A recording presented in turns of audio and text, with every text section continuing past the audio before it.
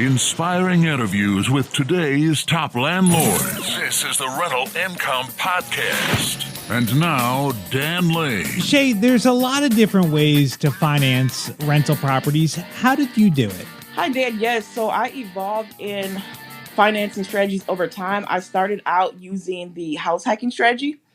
So that's where you'll buy a multifamily property, live in one unit, and rent the other unit out. And I did that for about the first 2 to 3 years. Then I moved on to using traditional bank financing, putting between 20 and 25% down. And then after that, I got into using business credit where I would purchase properties using my business credit line. I also got a home equity line of credit on my personal residence. And I also got into hard money as well over time. So I've done a lot of different financing strategies and I've learned a lot along the way. Shay's been pretty creative about finding the money to buy rental properties. Basically, she's used different strategies at different times, doing whatever it takes to get the deal done. And on the podcast today, we're going to walk through how she built her portfolio and talk about the different strategies that she's used on different deals. One thing that I'm really curious about is the business line of credit. I don't think we've had anyone on the podcast before that's used a business line of credit to buy rental properties. So on the podcast today, we're going to learn more about it, see how she got it, and how that's been working out for her. Joining us on the podcast today from Milwaukee is Shay Nabors. We'll take a quick break to thank our sponsors. We'll come right back and we'll talk to Shay. It's a lot of work to find a really good rental property. And when you actually find that property, you want to make sure you're working with a lender that can get that loan closed. The lender that I recommend is Chaley Ridge from Ridge Lending Group. She's a nationwide lender and her specialty is helping investors finance rental properties. She has a ton of loan programs and she can find something customized to you for your situation. If you want to find out more or you're ready to get started today, just go to ridgelendinggroup.com. That's RIDGE lendinggroup.com. NMLS 42056. Rental Income Podcast. Shay, before we start the interview, you've got some pretty exciting news. Tell us your news. Yeah, so I'm so excited that I'm going to be leaving my job to work in real estate full time. So my husband was the first. He actually left his job earlier this year and I'm going to be next. I put in a 2-month resignation. So now my countdown has officially started to leave my job. I love it. Congratulations. This is really awesome. Now, how long did it take you from the time that you bought your first property till you're quitting your job? I bought my first property in 2018. So Okay. I've been working this entire time. I've switched companies and moved up in my career. However, I've always still worked. I would say what really fueled this decision is I became a licensed real estate agent in 2021. We also have a property management division, myself and my husband as well. So we, help you purchase your property. Now we've got management also same in-house. And that part of the business has grown so much. Like I said, my husband left his job earlier this year and I'm next because I'm going to be supporting our businesses now and completely get out of the workforce. So it's so exciting. That's awesome. All right. So you're going to be supporting yourself with your rentals, with selling real estate, and then your property management company. And so the selling real estate and the property management was almost kind of like a side hustle. And now you're able to do it full time. Well, that's awesome. So let's walk through how the rentals have helped you get to this point. What does your portfolio look like? Sure. So my portfolio right now, we have 14 units. I actually just sold 3 of them. We were up to 19 earlier this year, but now we have 14 units that consists of 5 duplexes and 4 single family houses. I have to say I'm 4 because I just bought one 2 weeks ago.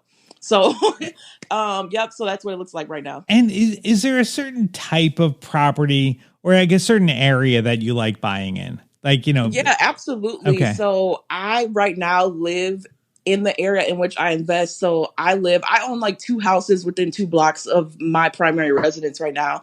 So that's kind of my sweet spot. The north side of Milwaukee, Wisconsin is where I typically buy. It's because I'm really familiar with those areas and those neighborhoods. If I think of my ideal rental property, it's a duplex, right? So it's going to have 2 or 3 bedrooms per unit. And the neighborhoods are going to be like urban inner city type areas, typically near major roads and easy to get to. What I like about Milwaukee is I can really get to any of my rental properties within 10 to 15 minutes of each other. Like I could just go in a circle, and if I want to go check on all the properties, I'll do that, and it really won't take long to get to them. Okay. Awesome. Well, I want to talk about the financing because that is one of the most important things with buying rental properties is figure out the financing. And you've done a lot of different strategies. So I want to learn more about what you're doing. The first thing that caught my attention is the government grant. Tell me about this. Like, how did you find a government grant? Yeah, that's a great question. And that is really like what kicked off my real estate career is. So now we're going back to like 2017, right before I bought my first house in early 2018. So I had graduated college at that time, and I was genuinely curious about purchasing a home. I was the first person ever to even be interested in doing that. So I didn't have any like uncles, parents, siblings. I didn't have anybody in from where I grew up in my community that actually owned a house. So that means I had to teach myself how to do everything, right? So I remember hearing about there being a free home buyer class like at the local public library. So I signed up for it. And I was just wanting to learn how to buy a house. It wasn't until I went to that class that I learned that there were grants available for first time home buyers. So I took that class in October of 2017. And by March of 2018, I had purchased my first house. And it was a duplex. I still own that house to this day. It's my best rental property. It's 2 blocks from where I live right now. So, and ever since then, like I was hooked. That was 2018. The following year, I bought a foreclosure. And I just kept buying. And that's how I built my portfolio up. But in that grant that they gave me, it was a $6,000 grant. So when I came to the closing table for that first duplex, I had to put less than $5,000 down. Like that was down payment and closing costs together. I had to pay less than $5,000 out of pocket. So I was able to keep the majority of the savings that I had to then reinvest the following year and purchase another house hack property. Awesome. So you put down 5,000. The government grant Yep. came up with 6,000. Yep. And then you're in there. Did you live for free? Let me see. I lived for very cheap. The with that one, I inherited some great tenants. Like the best tenants I ever had. However, they were paying under market rent. So I want to say my mortgage was about maybe like 900, 950 around that range. The tenants at the time were paying about $600 a month. So I significantly reduced my living expenses, right? Because that means I've only got to come up with what, $300 to pay the difference.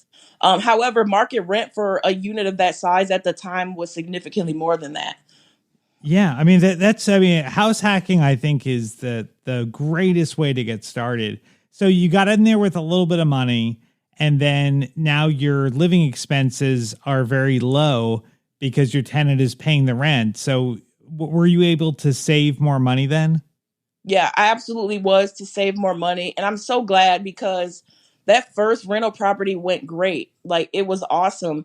And I'm so glad to say that because a lot of times people buy like their first property and it ends up not working out or the house is falling apart or they get terrible tenants. And thankfully I didn't have that experience. The tenants were great and my property is solid. Like it was very, very good, well-kept property. And I had very, very little issues with it ever, even to this day. So that kind of gave me motivation, to keep going and start purchasing more properties. Right. Okay. So now you're in a position where you've got cash because you were saving up money before you bought that first property, and then you're living cheaply, so you're able to stack even more money. So for your next property, did you do a traditional 20% down payment? Nope, I house hacked the next one. Nice. And I'm trying to think, is this even a traditional house hack? Because the house I bought the following year in 2019 was a foreclosure. However, that one was a single family house. And I always say that was like my greatest mistake / greatest accomplishment because it was a huge house, but it was foreclosure. It just needed cosmetic work. Like it had horrible paint colors, but I saw this house and it was huge to me. I never lived in like a 3-bed, like 3-bathroom house ever in my life. And I saw it and I was like, oh my gosh. And I bid on it because it was a foreclosure. We had to actually go through a bidding process. So I ended up purchasing that house, single family foreclosure house in 2019. But then for a while, I want to say maybe for about a year after that, I was kicking myself because I was like, Why did I not buy another duplex? Why did I not buy another duplex? I should have bought another duplex. So what I did with that was I moved out of the first duplex, moved into the foreclosure. Therefore, I did qualify there for traditional financing, owner occupied financing, 5% down for that one. So I only had to put 5% down for that one. But again, it was only one unit. Were you renting out rooms at all, or was that just a house you were living in? Nope, I did not end up renting out any rooms at all. That's just the house I was living in. I decided after about a year of living there to rent it out. So I moved out of that one and then ended up buying another house hack of a traditional duplex. A third house hack. Okay. So, all right. So now you've got the first duplex that you were living in cheaply, but now the cash flow has gone up because you're renting out both sides. Right? Correct. Okay. Yep, you got the second house that you were living in, you got into with a small down payment, and now you're renting that property out. And then your third property then is another duplex. Correct. You got it. Awesome. And you got into that with a small down payment too? Yes, I did. Because it's a primary residence.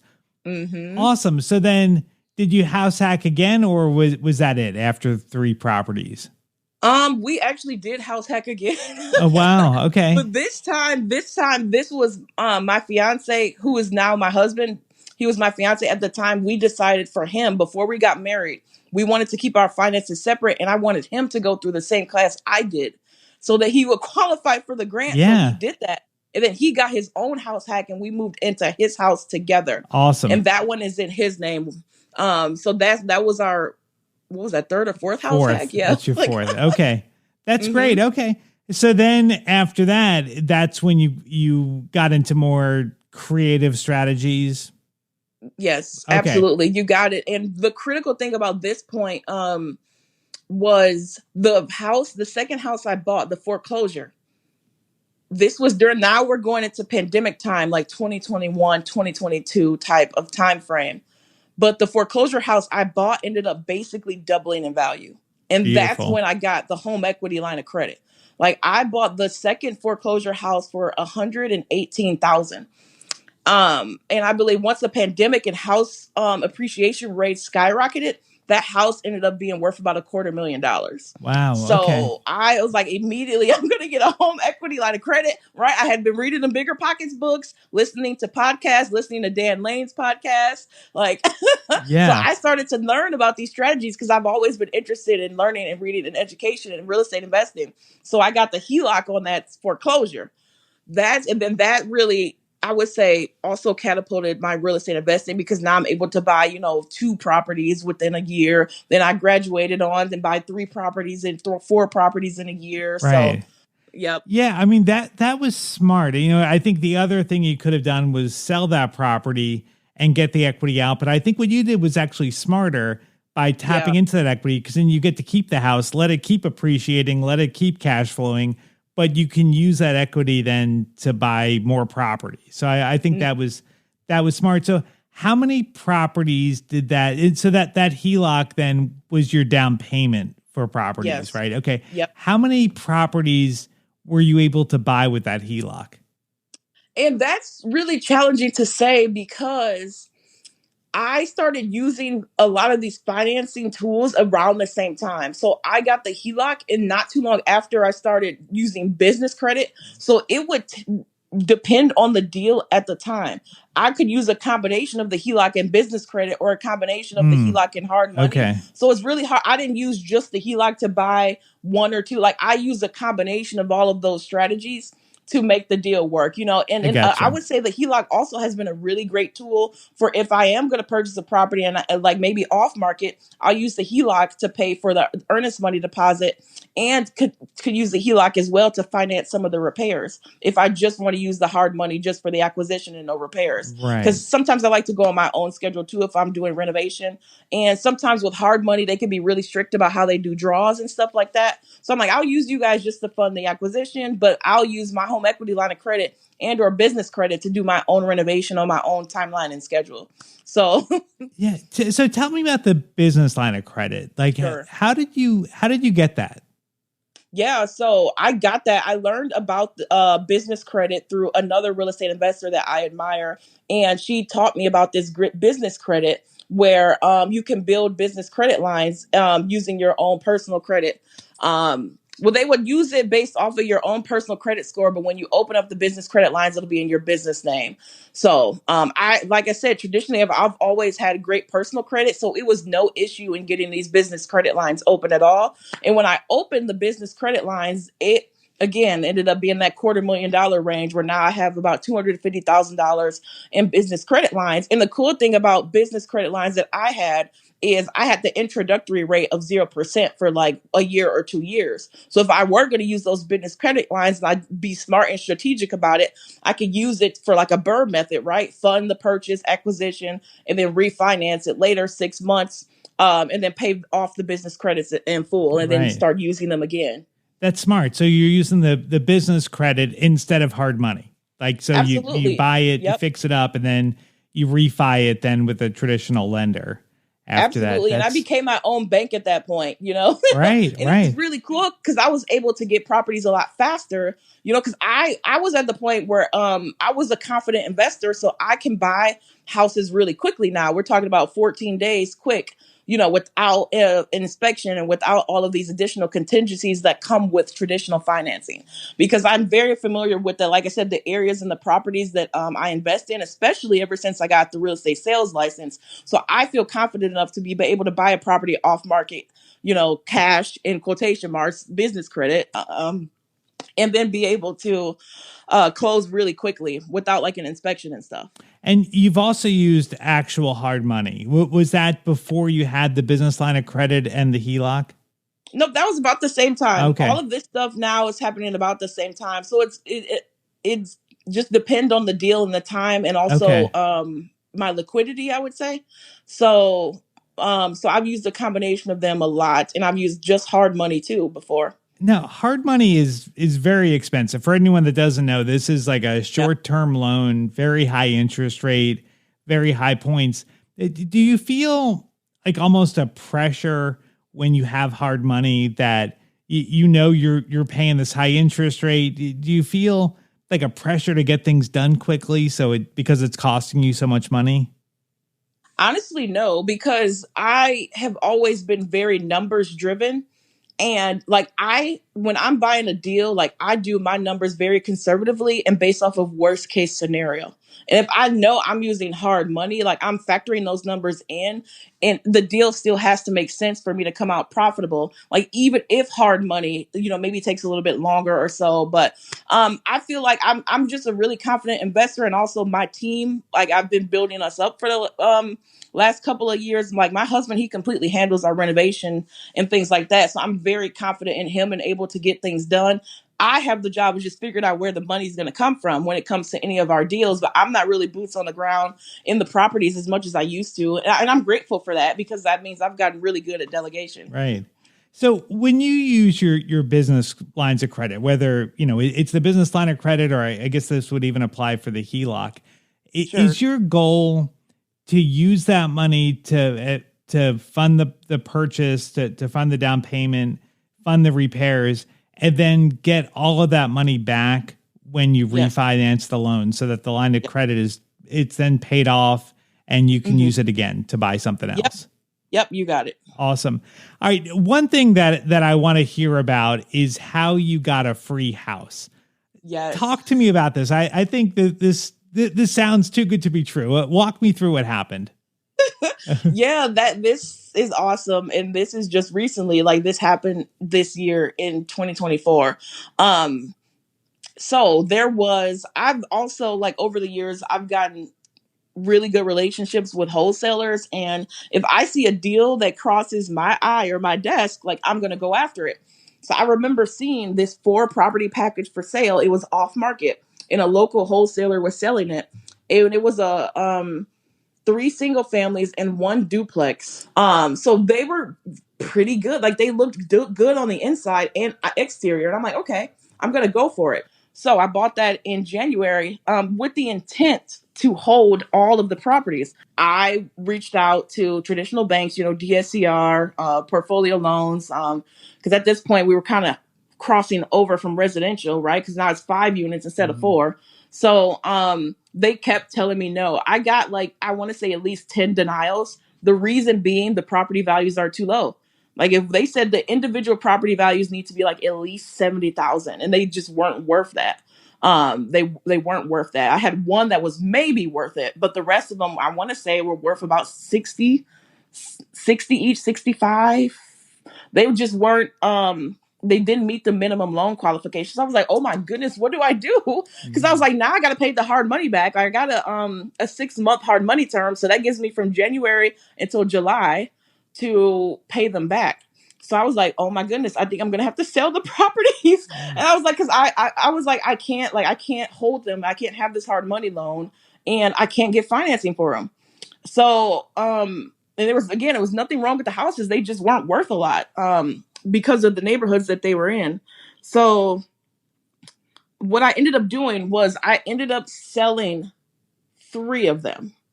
One of them sold for 74. One of them sold for about 70. One of them sold for a little bit less than that, like 60 something. So when I sold that third one, that completely paid off the hard money, right? Because we're talking about 60, 60, 70 or 60, 70, 70, whatever. Mm-hmm. That completely paid off the hard money. And I had a return of about $45,000.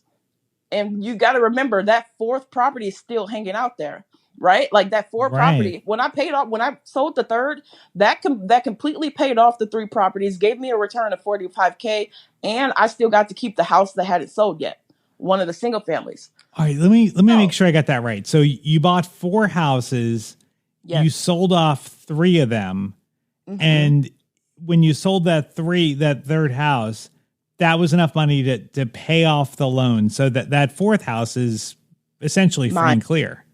Free and clear. Yep. The 4th house was free and clear. And I got a return. Like when I sold the 3 houses, that paid off the hard money, gave me $45,000, and I still got to keep the free and clear house. Incredible. Like I got money back from that last sale as well. Incredible. Even after paying all the hard money off, I still got about $45,000 back, and I get to keep the free and clear house.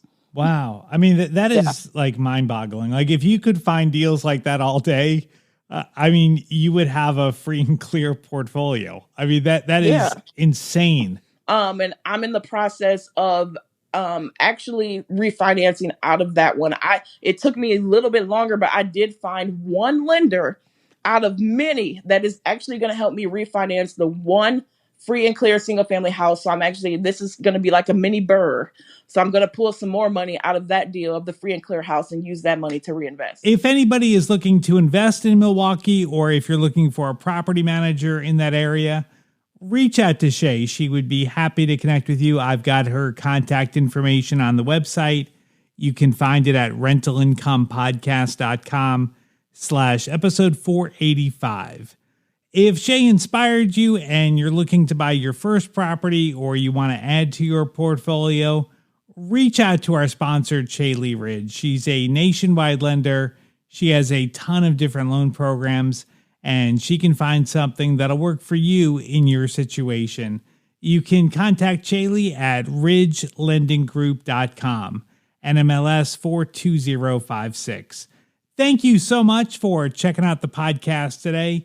Make sure you hit the follow button, and that way you'll be notified every time a new episode comes out.